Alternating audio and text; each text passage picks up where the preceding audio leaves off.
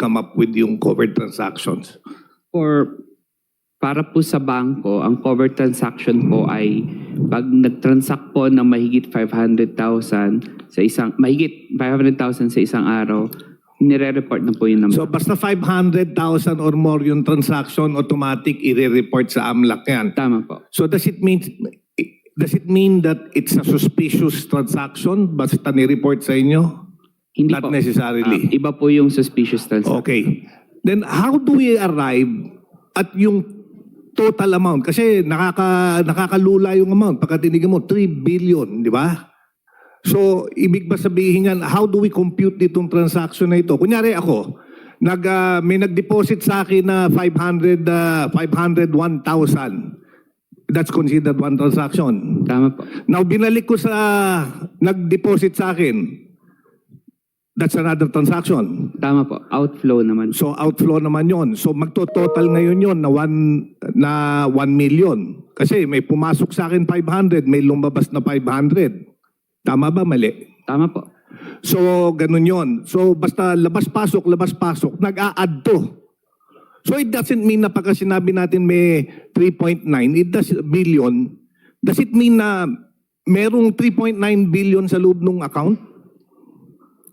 Hindi ko po, kung base lang po sa records, hindi ko pa po masabi. Hindi, pero ang pinag-uusapan natin dito, based dito sa ni-report kasi amount involved, 3,772,000,000. Ang tinatanong ko itong 3,772,000,000, this is a total amount ng lumabas, pumasok, ganun. Tama po. Transactions Kagaya ang sinabi po siya. mo, Total po ng transaction. Baka nag-deposit sa akin 500, lumabas 500, kinekwenta yon. So every time naglalabas-pasok, nagdadagdag yon. Yung sa theoretical lang po, pero for this case po, hindi ko po masabi yun. Ay, hindi mo masabi. Pero maaaring ganon.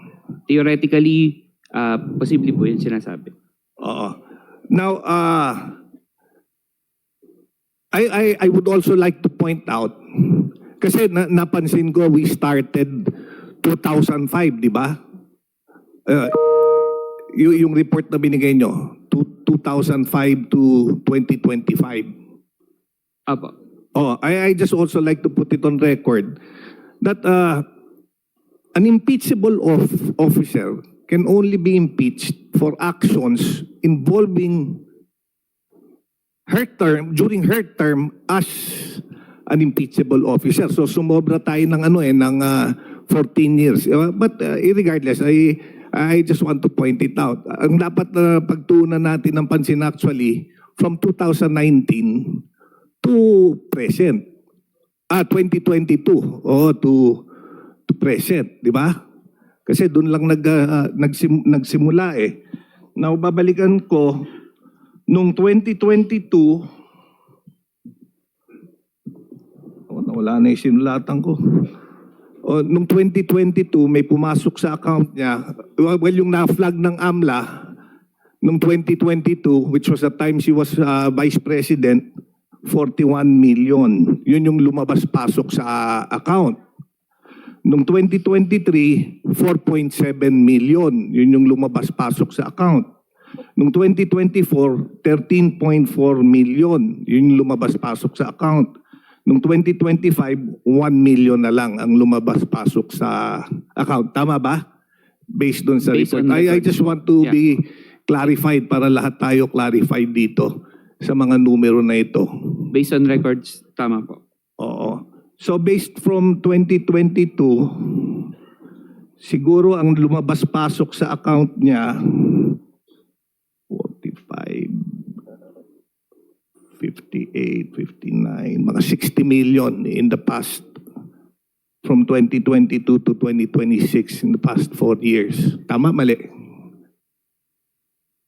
Hindi ko po masuma on the spot. Sinuma ko Madam. galing Maybe you sa can report make nito. reference, Honorable Suntay, to that. Yes, I'm referencing from what they submitted.